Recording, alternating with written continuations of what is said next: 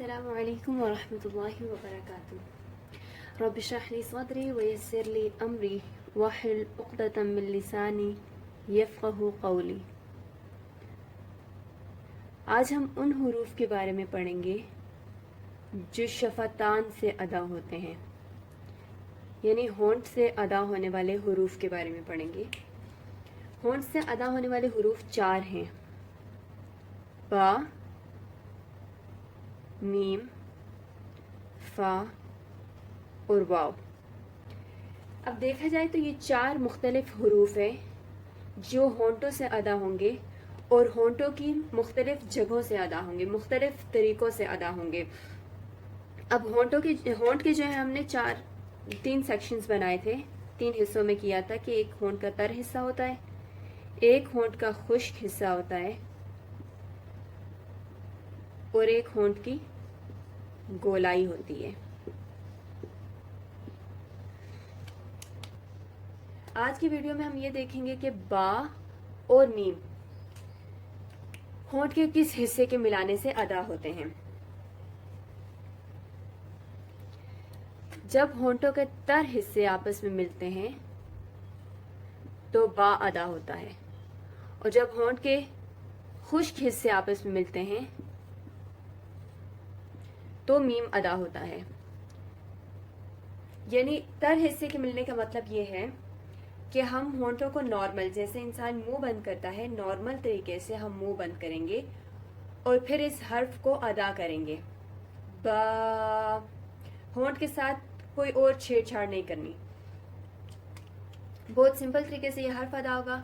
اور جو میم ہے، ہونٹ کے خشک حصے، مطلب یہ ہے کہ جو ہونٹ کے باہر والے حصے ہیں ان دونوں کو آپس میں ملائیں گے، جیسے نارملی لپس کو فولڈ کیا جاتا ہے، ہم ہونٹوں کو فولڈ کریں گے، اس کے بعد میم ادا کریں گے۔ لیکن اس بات کا خیال رکھنا ہے کہ ہم شروع میں بھی ہونٹوں کو فولڈ کریں گے اور آخر میں بھی ہونٹ کو فولڈ کریں گے، درمیان میں تھوڑا سا ہونٹ کو کھولیں گے۔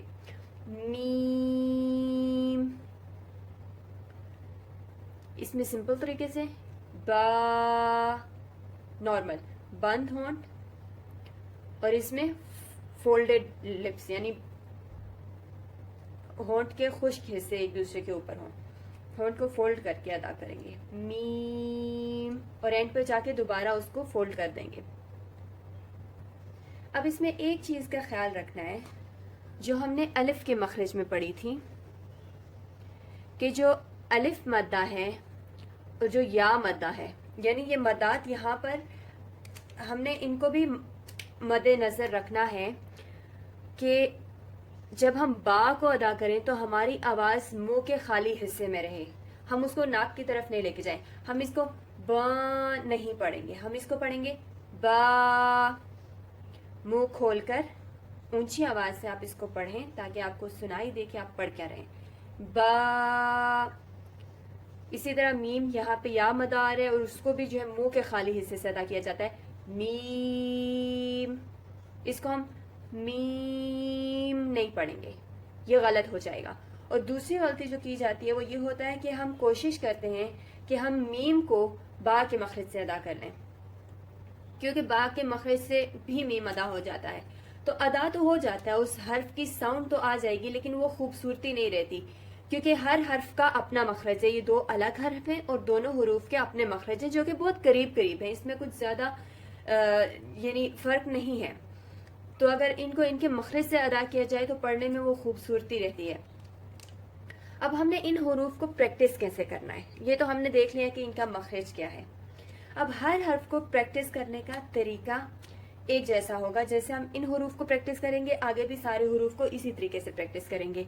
جس لیٹر کو ہم نے پریکٹس کرنا ہے اس لیٹر کو ہم ساکن کر دیں گے۔ ساکن کے لیے اب ضروری ہوتا ہے کہ اس سے پیچھے کوئی لیٹر ہو جس کے ساتھ ہم ملا کے اس ساکن حرف کو پڑھیں۔ ہم نے یہ الف کے مخرج میں اس لیے نہیں کیا تھا کیونکہ اگر ہم الف کو ساکن کر دیتے تو وہ الف ہی نہیں رہتا۔ الف صرف تب پڑھا جاتا ہے جب الف مدہ ہوتا ہے، الف جس پہ ساکن آ جائے، سکون آ جائے یا کوئی بھی حرکت آ جائے وہ حمزہ بن جاتا ہے، اس لیے ہم نے الف کو اس طریقے سے پریکٹس نہیں کیا، لیکن آگے جتنے حروف آئیں گے ان کو ہم ساکن کر کے ہی پریکٹس کریں گے۔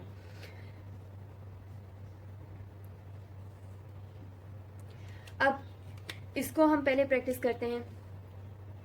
اب با جو ہے حروف قلقلہ میں سے ہے, یہ باؤنس ہوگا. جب ہم حروف قلقلہ پڑھیں گے تب میں آپ کو وہ ساری چیز ایکسپلین کروں گی. ابھی ہمارا سارا کنسنٹریشن صرف اس پہ ہے کہ ہم اپنے ہونٹوں پر جو ہے کنسنٹریٹ کریں کہ ہم با کو اس کے مخرج سے ادا کر رہے ہیں.